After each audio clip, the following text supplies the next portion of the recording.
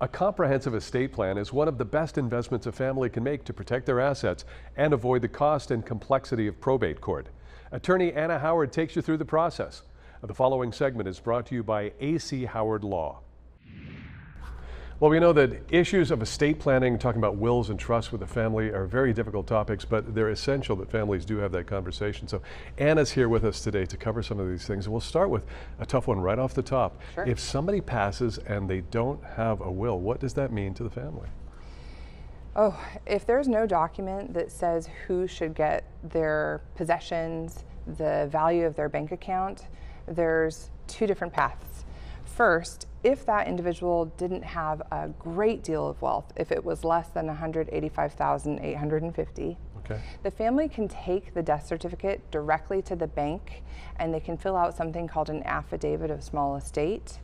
And the bank takes the family at their word that they are the right recipients and they can interact directly with the bank. But you can imagine if that bank account has 2 million, a bigger number than 185, which is our threshold, right, then the banker is going to say, sorry, bereft family, go get a court order. And they go to probate. And right, probate may take a year and a half, at least 3 different hearings, and a lot of money off the top. For $1 million probate, that's $23,000 in legal fees. Oh. If it's 3 million, Terrible. maybe the house plus the bank, 43,000. And of course, you're dealing with all of the emotional complexities of a family losing a family member and then still needing to do all this. So preemptively, will a trust help you avoid probate court?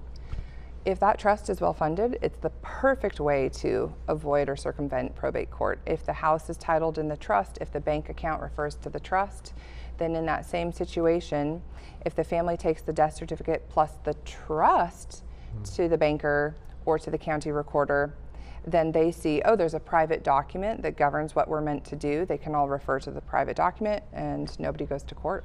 Tell people what it is that we can anticipate if you do have to go to probate, because that is a long and costly process, right? Long, costly, and public. Oh. So if there's any sort of dysfunction, if there is a wayward family member who needs to not be given notice, all of that's on the public record. So all of the skeletons may come out of the closet.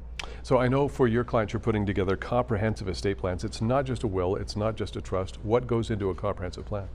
Everybody, Roy, should have a healthcare directive. To just make clear, this is what I want to have happen if I'm hospitalized, and this is who can advocate for me if my spouse cannot, or my parent, or my sibling. And there's a cousin over here that I do not want to ever have access to me. That's true for renters or property owners, just to say, here's what I want to have happen with my health. So healthcare directive, power of attorney, and then for people with a house, a trust. For people who are renters and don't have minor children, maybe a will is sufficient, but those 3 are critical. If you have real estate, it's essential that you do have at least a trust. Start there, right? So why are people reluctant to do this? What are the barriers for moving forward and doing what we know is in our best interest?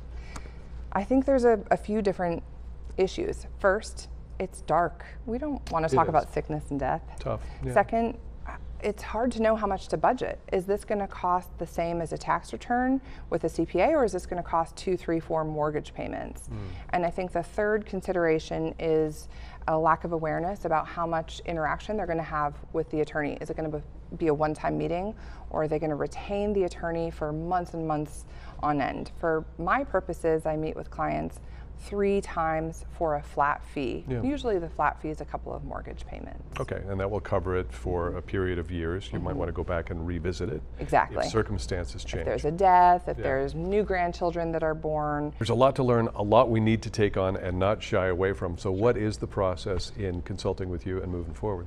Most firms will offer a free consultation. What can differ firm by firm is whether that free consultation is with a paralegal or directly with the attorney. But at A.C. Howard Law, it's always going to be at least 25 to 45 minutes on the phone for free. Nice. No questionnaire to fill out with either myself or my associate attorney, Leah Dunn. All right, Anna, thanks so much. Appreciate you talking about this. All right. Thank you.